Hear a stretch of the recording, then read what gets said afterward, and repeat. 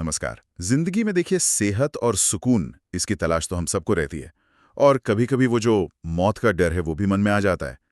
तो आज हम एक ऐसे ही बहुत प्राचीन और शक्तिशाली वैदिक मंत्र की गहराइयों को समझने की कोशिश करेंगे जो इन्हीं सब चीजों से जुड़ा है। महामृत्युंजय मंत्र। इसे कुछ लोग रुद्र मंत्र भी कहते हैं और त्र्यंबकम मंत्र भी। ऐसा कहते हैं कि ये आरोग्य के लिए है, एक नई ऊर्जा मतलब कायाकल्प और यहां तक कि परम मुक्ति के लिए भी प्रार्थना है। और शायद सबसे बढ़कर ये मृत्यु के भय पर, उस डर पर विजय पाने का एक जरिया माना जाता है। बिल्कुल, आपने सही कहा। ये सिर्फ शब्द नहीं है, आप समझिए। ये एक बहुत शक्तिशाली ध्वनि तरंग है, एक वाइब्रेशन, एक स्पंदन है, जिसका उपयोग हजारों सालों से होता आ रहा है।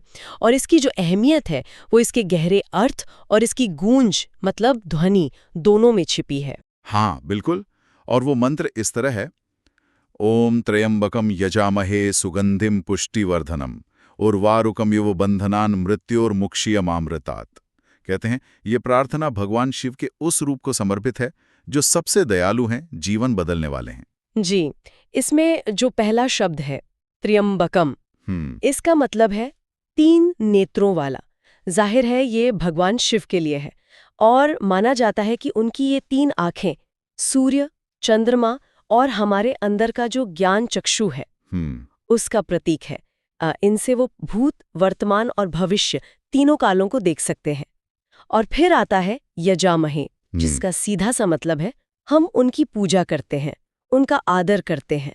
अच्छा, तो ये 3 आंखें सिर्फ देखने के लिए नहीं है बल्कि ये गहरे ज्ञान और कह सकते हैं सर्वज्ञता का प्रतीक है ना? हाँ, बिल्कुल बिल्कुल सही। इसी कड़ी में फिर आगे आता है सुगंधिम। इसका क्या अर्थ है? सुगंधिम का अर्थ है आध्यात्मिक आनंद की मीठी सुगंध, एक तरह की भीनी खुशबू जो अंदर से महसूस हो। और पुष्टिवर्धनम, इसका मतलब तो पोषण करने वाला हुआ। हाँ, पुष्टिवर्धनम यानी सभी प्राणियों का पोषण करने वाला। पर ये पोषण किस तरह का? क्या ये सिर्फ शारीरिक सेहत की बात है या कुछ और भी गहरा मतलब है इसका? ये बहुत अच्छा सवाल है। देखें, पुष्टिवर्धनम का अर्थ सिर्फ शरीर के पोषण तक ही नहीं है। ये मानसिक, भावनात्मक और हाँ, आध्यात्मिक स्तर पर भी पोषण और मजबूती देने की बात करता है।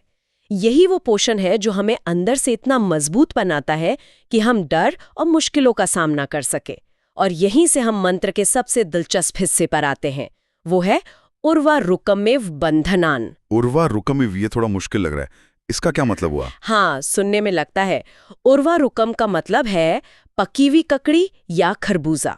अब आप सोचिए, जब कोई ककड़ी या खरबूजा पूरी तरह पक जाता है तो वो बिना किसी जोर जबरदस्ती के या दर्द के बड़े आसानी से अपने आप ही अपनी बेल से अलग हो जाता है ना? अरे वाह, ये उपमा तो वाकई मतलब सोचने पर मजबूर करती है। बिना किसी संघर्ष के एकदम सहजता से मुक्त हो जाना। तो इसका संबंध मंत्र के अगले हिस्से से है, मृत्योर्मुक्षीय मामृतात्। बिल्कुल, एकदम सही पकड़ा आपने। मृत्योर्मुक्षीय यानी हमें मृत्यु से मुक्त करें। पर ध्यान दीजिए, आगे है मामृतात्, जिसका मतलब है अमरता से नहीं। ये समझना बहुत जरूरी है। यहाँ मृत्यु का मतलब सिर्फ शरीर के अंत से नहीं है, बल्कि दुख, अज्ञान, हमारी जो सीमाएं हैं, जो मोह माया के बंधन हैं, उन सबसे मुक्ति की प्रार्थना है ये। अच्छा, तो ये अमर होने की दुआ नहीं है बल्कि मृत्यु के डर से और जीवन के जो ये बंधन है उनसे आजाद होने की प्रार्थना है।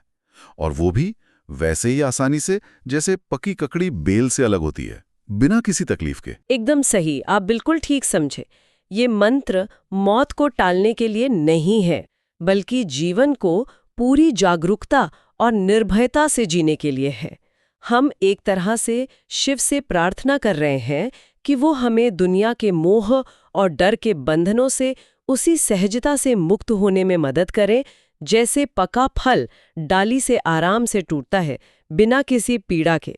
ये जीवन में रहते हुए मुक्ति पाने की बात है। शायद इसलिए माना जाता है कि इसका जाप बीमारियों से उभरने में मदद करता है, या जैसे यात्रा में सुरक्षा के लिए, और अपने आसपास एक पॉजिटिव एनर्जी, एक सकारात्मक ऊर्जा का घेरा बनाने में भी सहायक है। पर क्या ये सिर्फ एक मान्यता है या इसके पीछे कोई तर्क भी है? मतलब जाप करने से ये शांति और निर्भयता आती कैसे है? देखिए, इसके पीछे का विचार ये है कि मंत्र के जो शब्द हैं और उसकी जो ध्वनि तरंगे हैं वो हमारे मन और हमारी ऊर्जा पे असर डालती हैं। जब हम ध्यान लगाकर एकाग्र होकर इस मंत्र का जाप करते हैं तो हमारा ध्यान डर और चिंताओं से हटता है और वो पोषण, पुष्टिवर्धनम और सहज मुक्ति उर्वारुकमिव के भाव पर केंद्रित होता है।